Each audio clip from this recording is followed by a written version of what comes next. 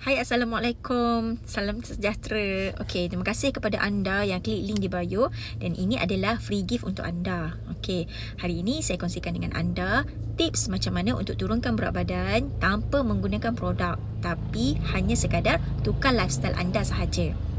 Mesti anda nak tahu kan? Okey, first of all, yang pertama anda kena cukupkan bilangan water intake. Okey, sebenarnya badan kita kadang-kadang dia bukan sebab lapar pun kita nak makan, tapi sebab air dalam badan kita kurang.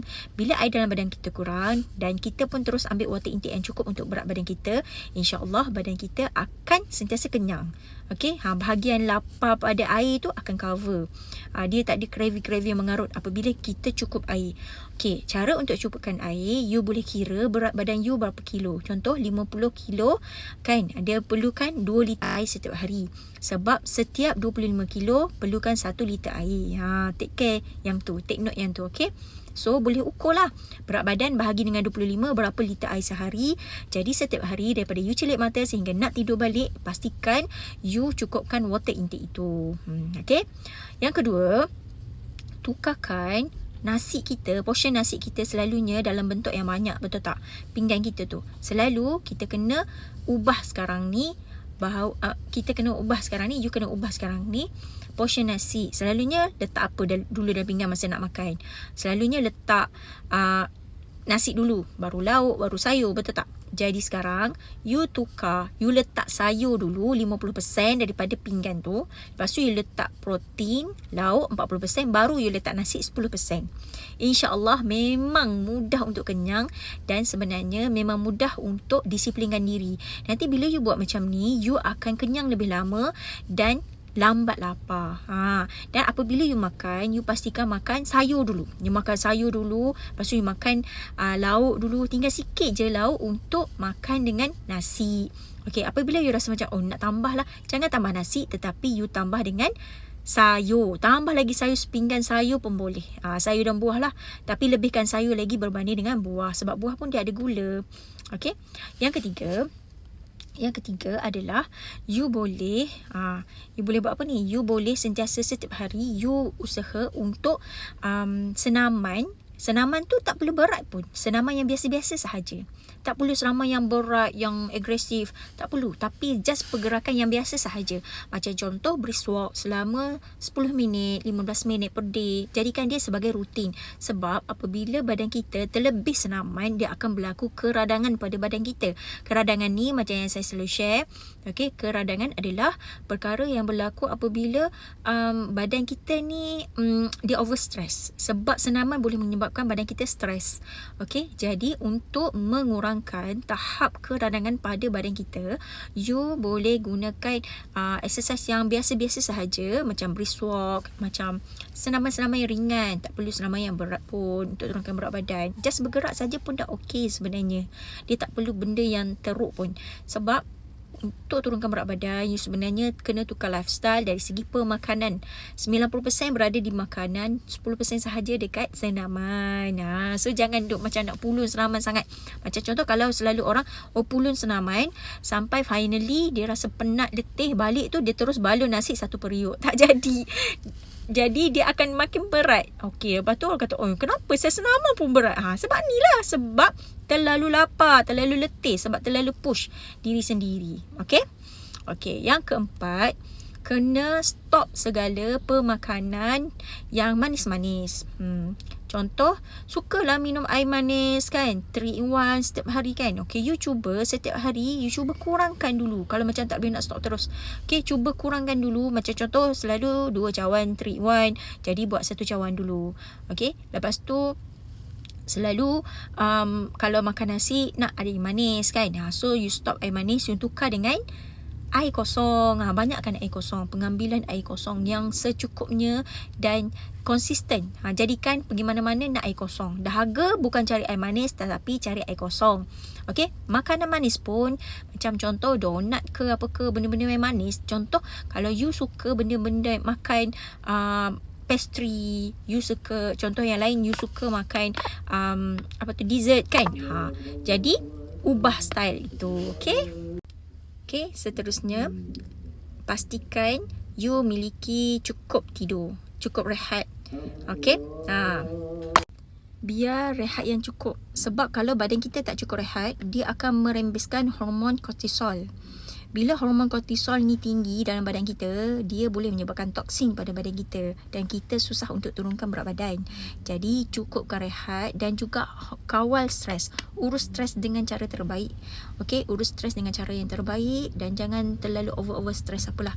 Banyakkan untuk sabar, banyakkan untuk lindungi diri kita, kan. Biasanya kalau untuk kawal diri kita daripada keradangan, efek daripada stres itu adalah polifenol. Selalu yang polifenol yang selalu saya buat live, kan. Okey. So seterusnya, poin seterusnya, macam mana untuk menurunkan berat badan tanpa menggunakan produk adalah you kena make sure you off segala fast food. Fast food ni you jangan makan. You amalkan pemakanan yang sihat, pemakanan yang real food, fresh food. Okay. Dan sentiasalah fikir kepada diri kita nak sihat kerana Allah. Okay.